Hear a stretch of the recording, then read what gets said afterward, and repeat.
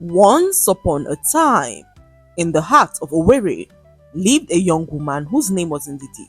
She was the kind of woman who made suffering look like grace, the kind of woman who, even in pain, still served with a smile, beautiful, respectful, and quiet, a woman with eyes that held ocean of sorrow and yet carried herself like royalty. She was married to Elo, a man whose silence was louder than thunder, a man who loved his mother more than anything in the world. Ndidi had endured 7 years of marriage in a house where love was rationed, a marriage where peace was seen as a privilege. Her husband's mother, known as Mama Elu, was a thorn in her flesh. She called her useless so frequently that the word followed her like a smoke. And what hurt the most wasn't just the insult, but the fact that it came from someone who claimed to be family. Mama Elo made it her life's mission to remind Ndidi of what she had lost. 5 babies, 5 pregnancies, 5 full-term labors that ended with stillbirths. No complications, no warnings, just silence. The kind of silence that could break a woman's soul. Ndidi remembered every one of their names. Children that she never got to cradle, whose names only lived in her heart, and on candlelit anniversaries, which she celebrated alone. Mama Elo never considered that grief was enough punishment. She told anyone who cared to listen that Ndidi had eaten her own children, that she was a trash bin, where babies entered and never came out. It didn't matter how much Ndidi cooked, cleaned or served Madam Elo, she was seen as a curse, and what made it worse was that her husband Elochukwu never defended her, not even once. Elochukwu was a mistake of a man. He was the kind of husband who spoke only when necessary and disappeared when his wife needed him the most. When Mama Elo mocked Ndidi in front of guests, he would simply chuckle and make excuses, saying that his mother was only joking. When Ndidi cried through the night, he would roll over and sleep as though her pain was too loud for his dreams. Every time a baby died, Elochukwu sank deeper into silence, and his wicked mother filled the silence with her venom. She blamed Ndidi for every child that she lost. To her, Ndidi was the reason why her name had not yet echoed through the land as a grandmother. She would scream it during family prayers, saying that God should give her son a fruitful wife, or better still, fill him with the boldness to marry another woman. Ndidi would bow her head and swallow tears, whilst everyone shouted a big amen. Every single baby that she lost. Ndidi saw a white cat in her dream the night before. The first time it happened, she thought it was a coincidence, but the more it happened, she knew that this was more than a coincidence. Ndidi narrated everything to her pastor, who informed her that the cat was no ordinary cat. It's a familiar spirit, he said as he held her hands and began to pray with her. A few minutes passed, and her pastor opened his eyes and revealed that the cat was on a mission. What was even more chilling was the fact that he said that the person behind it all was much closer than she thought. Ndidi left her pastor's office, wondering who this person could be. She arrived home and met her mother-in-law, who ordered her to wash her underwears. Ndidi did not revolt. She picked the dirty garments up and headed straight to wash them. She did everything to be loved. She fasted until her lips cracked, served Mama Elo like a queen, and did everything within her power to please her. But Mama never softened. In fact, the more Ndidi served, the more Mama spat and called her names. One day, after another miscarriage, Ndidi sat on the cold floor with blood trickling down her legs. She pleaded with her mother-in-law to call for help, but Mama looked at her coldly and said, "If your womb cannot hold a child, at least save us the misery by closing your barren legs." That day marked the beginning of her transformation. Ndidi sat in the pool of her own blood, her lips trembling as her spirit cracked. Mama Elo's words hung in the air like poison, but it wasn't just the pain in her body that broke her. It was the realization that if she fails to stand up for herself, she might end up broken or worse still dead. So Ndidi made up her mind to change. She stopped begging for love and decided to take her own life into her hands. For years, Ndidi had been nothing but obedient to her husband and his mother. She did whatever they wanted, even when it wasn't pleasant. She had no voice in her home as her mother-in-law took charge of everything, including the food that she ate. Ndidi dare not eat anything without permission. Her mother-in-law locked the kitchen, stating that she had no right to waltz into the kitchen like she owned the place. After all, it was her son who brought in all the money in the home. She called Ndidi a leech, whose only role in life was to suck her son dry of his wealth. What she did not know was that Ndidi was an extremely wealthy woman, a woman with vast wealth that even a minute of her time was worth more than her son's yearly income. Ndidi was extremely rich. However, none of them knew of this. Her father died a few years before she met Elo. Ndidi took over her father's companies as his only child. She attended the best schools, home and abroad, and was well vested in her father's business. However, she had no family of her own, as her both parents were dead and all her extended family were abroad. Ndidi decided to find love. She went on several dates, but all of them ended before it started, as all the men were interested in what they could benefit from her. One of her dates even arrived with a CV to plead for a job in one of her companies. Ndidi could not believe how hard it was to find love as a successful woman. So one day, she decided to take a break from her life of luxury. Ndidi appointed a temporary board of directors to oversee her father's companies, while she decided to live a simple life. She wanted to see who would love her for who she is and not for her money. So, she moved out of her luxury mansion into a small rented house at the outskirts of town. Ndidi disguised herself in simple clothes. She tucked her wealth away and applied for jobs she was clearly overqualified for. That was when she got accepted as a cleaner in a small company, the same company where she met her husband Elo, who was a senior staff of the company at the time. Ndidi swept offices and emptied bins without complaint. One morning, while she was cleaning out his office, she stumbled upon some documents that he was about to submit to his boss that morning. Ndidi went through the documents and realized a mistake that could have instantly cost him his job. When Elo arrived at the office that morning, she drew his attention to it, and Elo could not understand how a cleaner could spot such a technical error. He piqued an interest in her and decided to know more about her. Ndidi informed him that she was a graduate.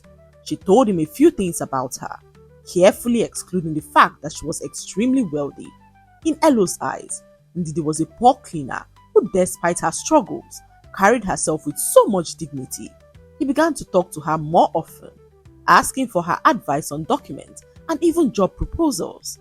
With her help, Elo excelled at his job. He got several promotions and rose in the company quickly. Elo exploited her intelligence as he got so close to her. One thing led to another, and Ndidi became pregnant months later. It was a hard pill for Elo to swallow, knowing that Ndidi was only a cleaner. Elo, being a senior staff, could not imagine himself marrying a mere cleaner, a woman who took out the trash and swept the offices. He thought about firing her and warning her to get rid of the pregnancy, but Elo knew the dangers of doing so. He needed her more than she needed him, seeing how far he had gone in the 1 year that he had known her. So Elo decided to marry her. Shortly after their wedding, he got a better job in a company which he never knew belonged to his wife.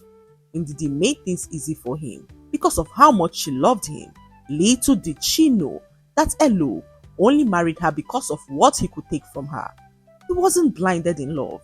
He was blinded by greed. He saw in Ndidi not just a woman, but an opportunity, even though he thought she was only a cleaner. To him, her brilliance and quiet strength were tools he could use to climb ladders he could never ascend on his own. With Ndidi's unseen hand guiding him, he rose quickly. Every mistake she corrected, every idea she whispered, every prayer she said in silence pushed him forward. He thought he was outsmarting her, but in truth, he was building his life on her shoulders. After marriage, Mama Elo revealed her true face. She treated Ndidi like filth, like a maid her son had mistakenly brought home. You mean to tell me that my son, my handsome son, chose a cleaner for a wife? Useless girl, you should be thanking your stars that you even entered this house. Her insults became daily bread. She locked the kitchen, rationed Ndidi's food, and filled every silence with venom. and Elochukwu, as always, said nothing. Then the still bets began. 1, 2, 3, 4, and 5. And with each loss, the white cat returned to Ndidi's window in her dream, its eyes gleaming in the night like burning coal. Each time it appeared, a child never survived.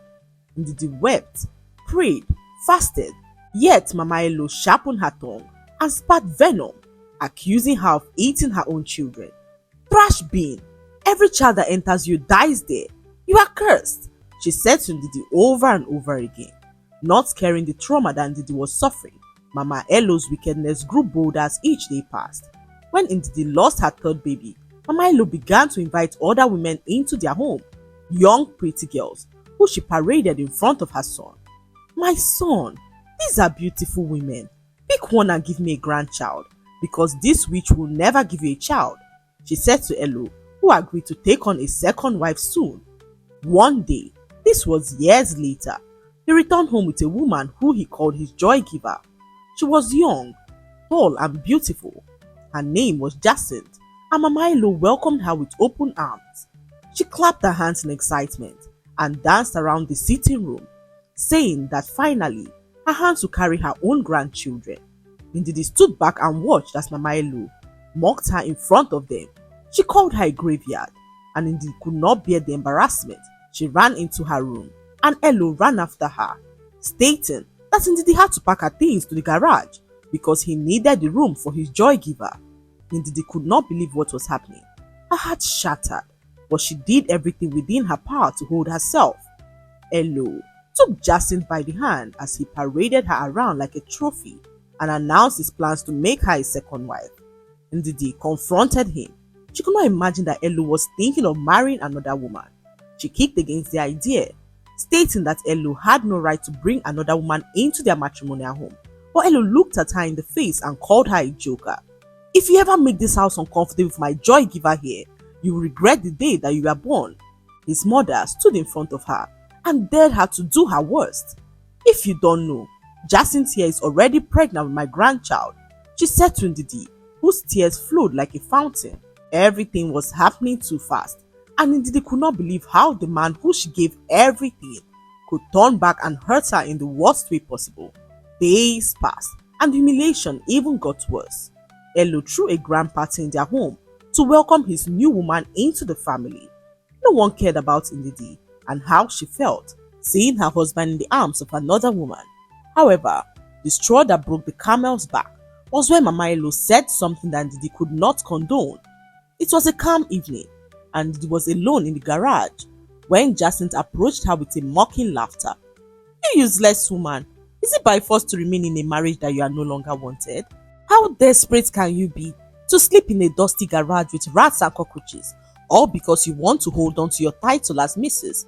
You disgust me, Ndidi, and the earlier you realize that Elo is mine, the better for you, she said to Ndidi, who warned her to stay away, but Jacinth was not one to back down. She kept insulting Ndidi, who did nothing but ignore her. When Jacinth saw that her plans were not working, she let out a loud scream, claiming that Ndidi pushed her to the wall. She wants to kill my baby, she screamed aloud until Mama ran in to meet them. Jacinth lied to Mama that Ndidi called her a prostitute. How dare you call her a prostitute, you daughter of a loose woman? It's your useless mother who slept with a madman to give birth to you. That's why no child has agreed to come out of that your cursed womb, she said to Ndidi, who gave her a very hot slap across her face. The sound cracked through the compound like thunder. Mama staggered back, clutching her cheek, her mouth wide open in shock. You will never insult my parents again. Ndidi's voice shook, but her eyes blazed with fire. Elo stormed in, his face twisted with rage. You dare to slap my mother? He roared, raising his hand, as Ndidi stood tall and dared him to try it. I dare you to slap me and see what will happen to you next, she said to Elo, who laughed in her face. You? What can you do? You wretched cleaner that I rescued from poverty. How dare you threaten me? He said as Jacinth called her a spineless bulldog. Mama Elo laughed and mocked her, asking who she thinks she is to threaten her son. Do you know how influential my son is? Mama Elo asked Ndidi, who stood there and watched as she bragged about her son. being a top executive at Temex, a company they never knew belonged to Ndidi. Ndidi watched them wallow in their foolishness. She watched as Elo promised to buy Jason the car that she had always wanted. For over 7 years, despite all she had done for Elo never got her a car. He gave her one excuse or the other on why he couldn't buy her a car at the time, and Ndidi, blinded by her love for him, believed his excuses. She even approved several raises for him, hoping that he finally buys her a car, but Elo never discussed his raise with her. He pretended not to have enough, and Ndidi made excuses for him in her heart. She stood there furious as she threatened to take everything from him. "I will make you suffer in a way that you will regret ever crossing my path," she said to Elo, who gave her a hot slap across her face, daring her to do her worst. For a moment, the whole world stood still. Then, Ndidi calmly picked up her phone and dialed the number. "Hello?" she said. "Terminate Elochukwu's appointment immediately. He no longer works for us." Elo and his mother burst into laughter. "Are you insane?" Elo shouted. "You, a wretched cleaner! Who do you think you are to fire me from my company?" Ndidi locked eyes with him. Her lips curled into the faintest smile. "It is not your company, Elochukwu. It is mine. The company you've been bragging about. The one you've been rising in. I own it. Every contract, every kobo you've enjoyed was signed off by me," she said to Elo, who called her a daydreamer. "You call yourself the owner of Temex. You, a wretched cleaner who could not even afford a sanitary pad." Jacinth laughed and called her a madwoman. "Ndidi, you are delusional. Who do you think you are, you foolish woman?" Ndidi did not flinch. She just stood there calm as she watched Elo's phone ring. He smirked, waving the phone in her face. "Watch and learn, you useless woman. My boss is calling. He probably wants to give me another contract. Listen well and you will know your place." Elo picked up the call and put it on speaker. "Good evening, Mr. Elochukwu. This is to inform you that your employment with Temex has been terminated with immediate effect. Your access card has been disabled and all benefits revoked. Kindly vacate the premises of the company in a week, as the company will take full possession of the house that you live in." The line went dead as Elo froze. The color drained from his face as the phone slipped from his hand and crashed onto the floor. Mama Elo blinked rapidly. "Ha! No! No! It must be a mistake. Call them back, my son." Ndidi looked at them and smiled as she finally spoke, her voice sharp as a blade. "I told you all that I own Temex, but you laughed me in the face and dared me to do my worst. I approved your employment, Elo. I approved your raises. I even signed the promotion you boasted about to me. Every dime that passed through your hands was because of me, Elo, and now I have taken back what belongs to me." Elo stood there shocked as the room fell silent. His mother's mocking smile faded into confusion as Jacinth opened her mouth confused. She staggered backwards as she clutched her chest in complete shock. Elo tried to speak, but his lips trembled as he listened to Ndidi speak. "For 7 years, I let you trample upon me. I let your mother mock me and use me as a slave. Today I choose myself. Today I end your reign over me. That slap you gave me will be the last you ever raise against me. The next time you see me, it will be from the ground looking up, because I will be far above you." And with that, they walked out of the house, leaving them in their own shock. Elo could not believe how quickly things turned. He arrived at the office the next morning and realized that his table had been cleaned out. His access card did not work. His name had already been removed from the staff directory. His calls went unanswered. The same workers who once bowed before him now walked past without greeting. He tried everything possible to have a word with Ndidi, but all his efforts were in vain. She had vanished from his life like mist in the morning sun. The house they once lived in was repossessed by the company, and Elo, along with his mother and mistress, were forced to move into a smaller rented apartment in town. Life, which once seemed golden, turned to brass. Jacinth, who Elo once called his joy giver, became his nightmare. Her incessant demands drained him of every little money that he managed to save. She wanted clothes, jewelry, and luxury. She mocked him for losing his job and taunted him for losing Ndidi. What kind of a man are you? Even your so-called cleaner of a wife was better than you.